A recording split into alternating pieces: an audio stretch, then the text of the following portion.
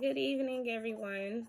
My name is Jaquela Taylor, and today we will be discussing the physical and the political geography of the Sub-Saharan Africa.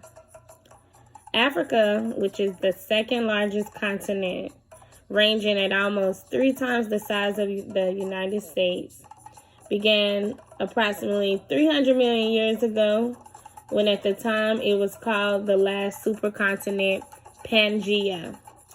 Many of its physical traits and landforms in Africa were formed from the electronic tectonic plate movement of Pangaea, which was breaking, drifting, and colliding apart. The Sub-Saharan Africa contains 48 countries, and its area is bigger than North America and Europe combined.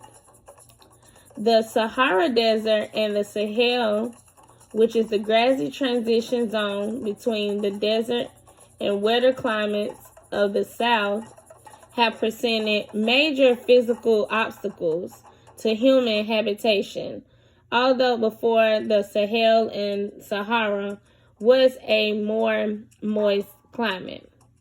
The Sahara Desert covers approximately more than 1/4 of Africa's continent. There are no major mountain ranges. However, several high volcanic peaks in the central, including Mount Kilimanjaro and Mount Kenya. Both of these mountain peaks have permanent snow and ice. Most of the Saharan Africa climate has a tropical climate and contains a number of highland and plateau regions, tropical basins, with Congo Basin being the largest.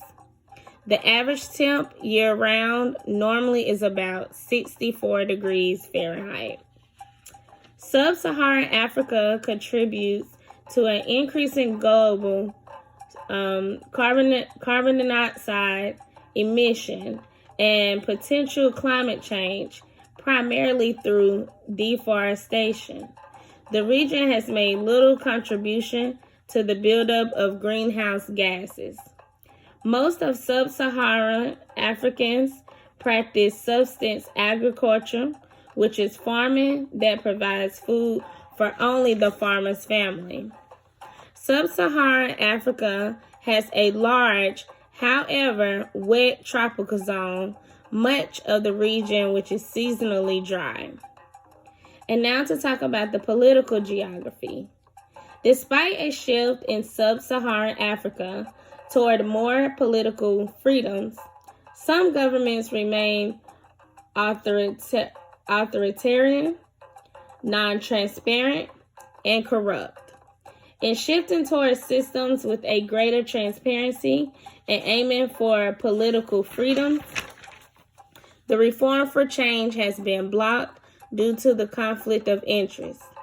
Populations are growing fast in the sub-Saharan Africa, and as a result, sub-Saharan Africa's poverty and political instability leaves its people less to adapt to the climate change than inhabitants of other world regions. Political participation is growing most of due to the electronic media. Free and fair elections have brought dramatic change, while in other countries, elections and governments tainted by suspicious fraud have led to surge of violence. A major role in politics is the education of African women and the economics and political empowerment. With the expansion of political freedoms, the increase in the number of women across Africa assumed positions of political influence. Back during the colonial era, it was the Europeans who controlled Africa's resources and created export-oriented economies. Today, most of sub-Saharan exports remain raw materials. The economies of the countries in the region are vulnerable to price fluctuations and global markets. Particularly in Sub Saharan Africa, a dual economy exists where plantations and agriculture is practiced along with traditional agricultural methods. And those two are the geographies that we are discussing today, and I hope you enjoyed it.